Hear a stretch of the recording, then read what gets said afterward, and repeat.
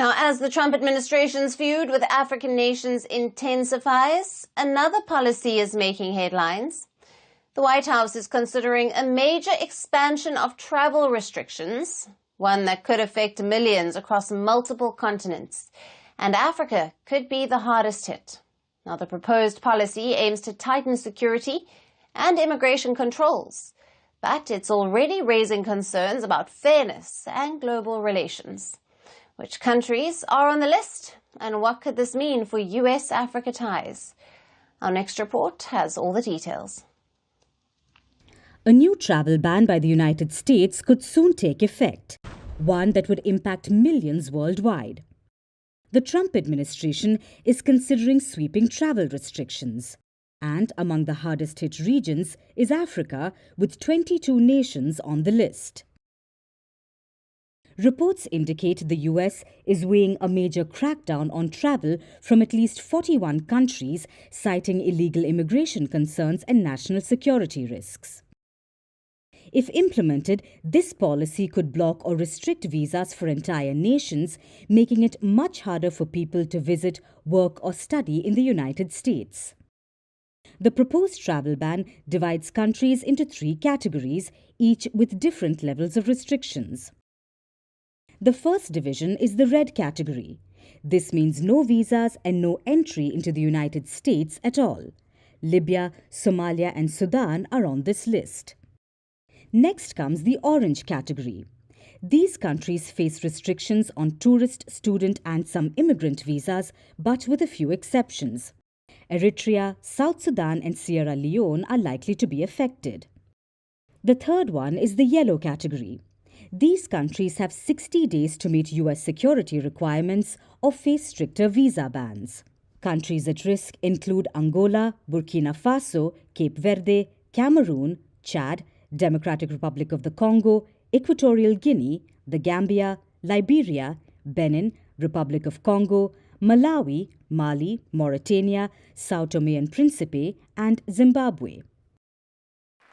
The move rekindles memories of Trump's first-term travel ban, initially targeting 7 Muslim-majority nations before facing legal challenges and ultimately being upheld by the US Supreme Court in 2018. On his first day back in office, Trump signed an executive order requiring intensified security vetting for foreign travelers. The order directs cabinet members to submit by March 21st a list of countries facing partial or full travel suspensions. Many of the countries targeted share common traits. They are majority Muslim or non-white and often struggle with economic instability or weak governance. Some aren't even US allies. Meanwhile, the timing is also raising eyebrows. Just weeks ago, another controversial visa policy made headlines. The Trump administration excluded all 54 African nations from the 2025 US visa waiver program, while granting visa-free entry to 40 mostly allied countries. The White House has yet to officially approve the list, and it could still change. But as China and Russia expand their footprint in Africa, this move risks pushing the continent further away, raising questions about America's long-term influence on the world stage. Security. It's a powerful word, isn't it? A word that evokes feelings of safety, protection, and peace of mind. It's the word governments use to justify actions you probably won't like. Actions that might otherwise seem questionable, or even unjust. They wrap these actions in the cloak of security, hoping we won't look too closely. They whisper security, and suddenly, building walls or banning people sounds reasonable.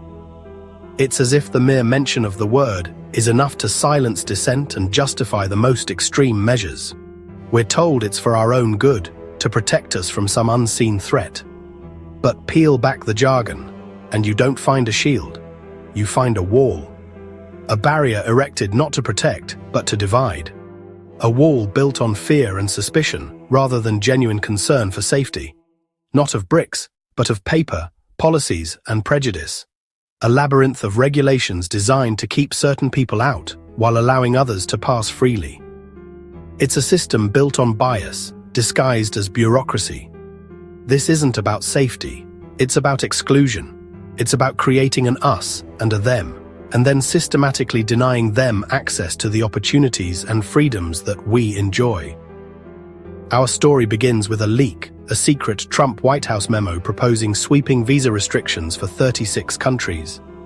A document shrouded in secrecy, its contents hidden from public view. The list wasn't random. It was a blueprint for exclusion, targeting Africa above all. A carefully crafted strategy to limit immigration from a specific continent based on unfounded fears and prejudices. The memo used security as a cover, a convenient justification for policies rooted in something far more sinister. But its real intent was clear: to quietly shut out millions. To deny them the chance to pursue their dreams, to contribute to our society, and to build a better life for themselves and their families. It was a declaration that some parts of the world, especially Africa, are less welcome, less worthy. A message sent loud and clear, reinforcing harmful stereotypes and perpetuating a cycle of discrimination. This wasn't just policy, it was a statement of intent, hiding discrimination behind paperwork. A calculated effort to normalize prejudice and to make it seem like a legitimate form of governance. And at the top of that exclusion list, Africa, a continent rich in culture, history, and human potential, unfairly targeted and unjustly maligned. So, what exactly did this controversial memo articulate? What were its specific targets and implications? Of the 36 countries singled out and targeted by this policy, an overwhelming 25 were African nations.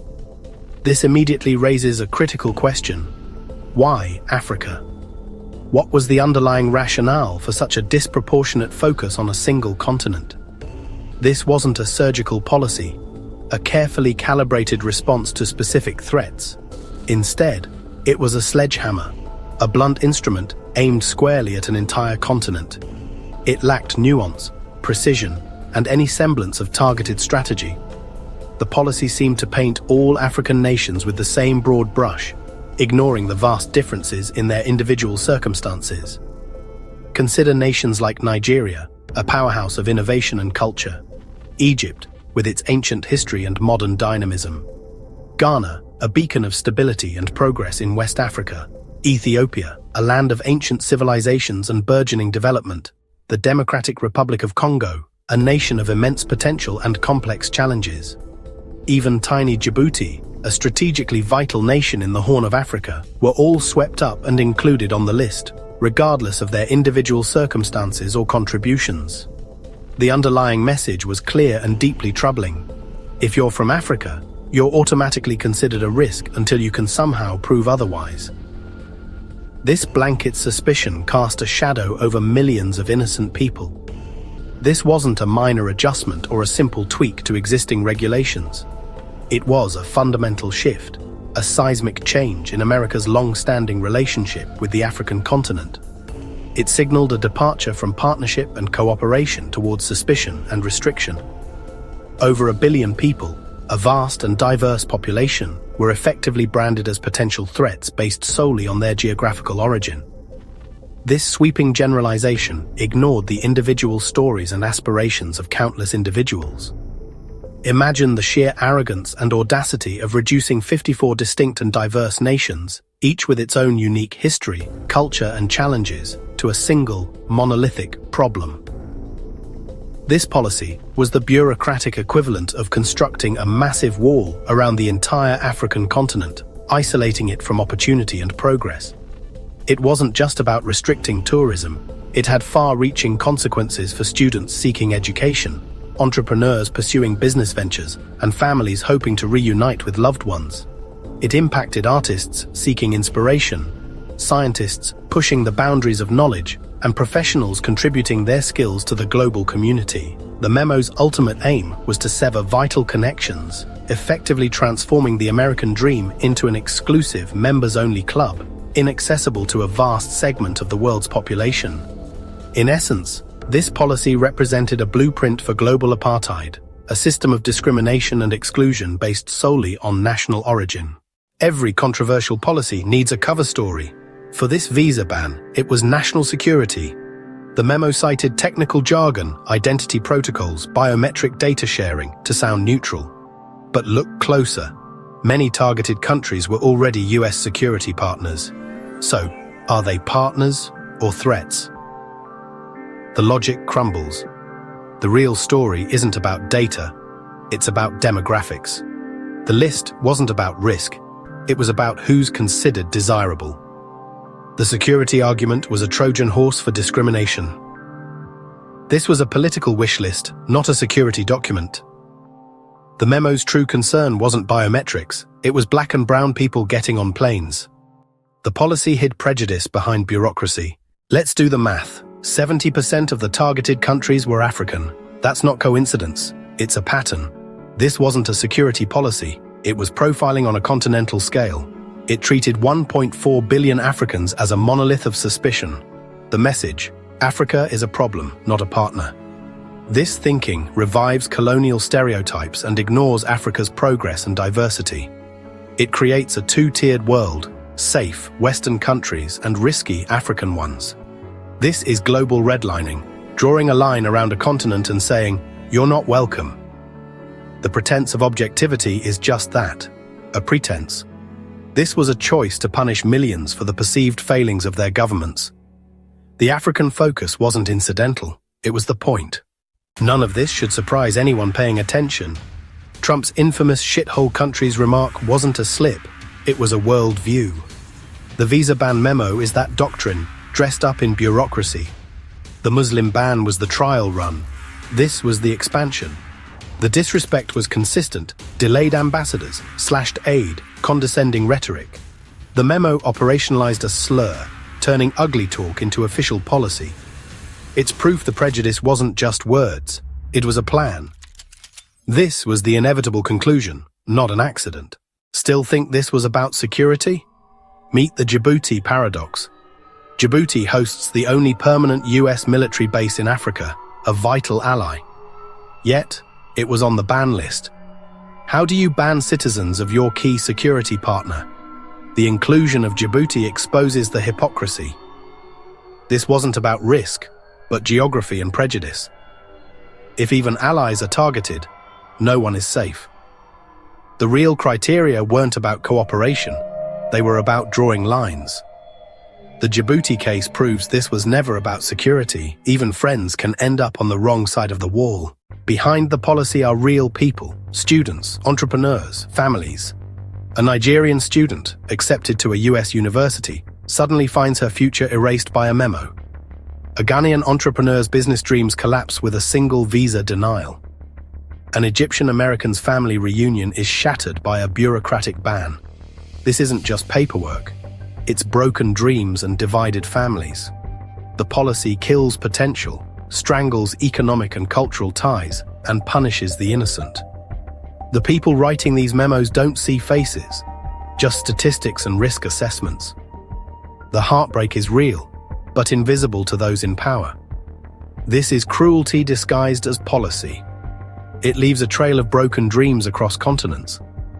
The memo sparked outrage among the African diaspora and activists worldwide. Social media lit up, petitions circulated, and people demanded accountability.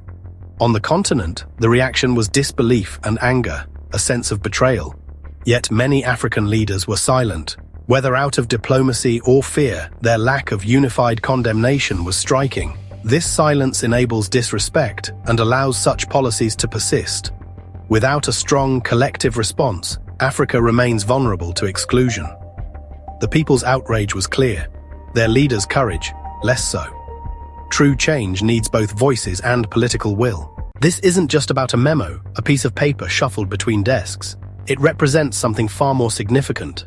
It's a window into the complex world of global politics, where decisions about who can go where are made at the highest levels.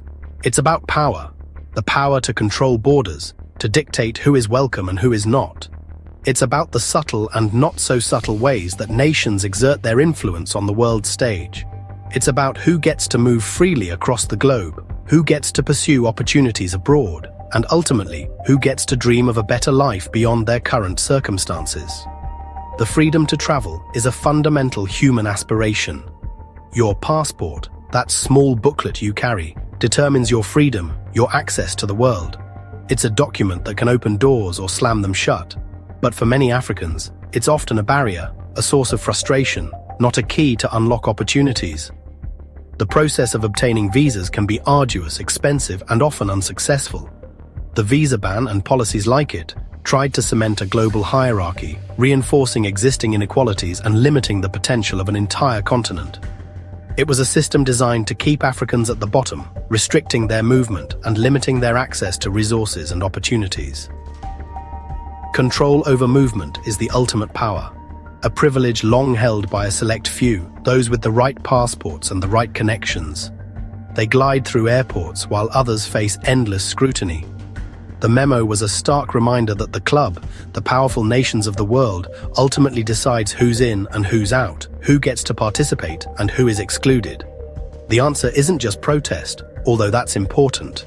It's about building power, collective power, to challenge the existing order and create a more equitable system. Africa must strengthen its own passports, making them symbols of opportunity and mobility. It must demand reciprocity from other nations, ensuring fair treatment for its citizens. And it must create its own systems, fostering greater integration and cooperation within the continent. If entry is denied to our citizens, so should be access to those who deny it. Reciprocity is not revenge. It's about fairness and respect. It's time to reclaim the right to move freely, to dream without limitations, and to define our own future, a future where opportunity is not determined by the color of your passport. This is about sovereignty, the right of a nation to control its own destiny and to determine its own path forward. It's about sovereignty of movement, the freedom to travel and explore the world. It's about dignity, the right to be treated with respect and fairness. And it's about destiny, the power to shape our own future and to create a better world for generations to come. This is Insight Africa, where borders may stand, but our spirit does not.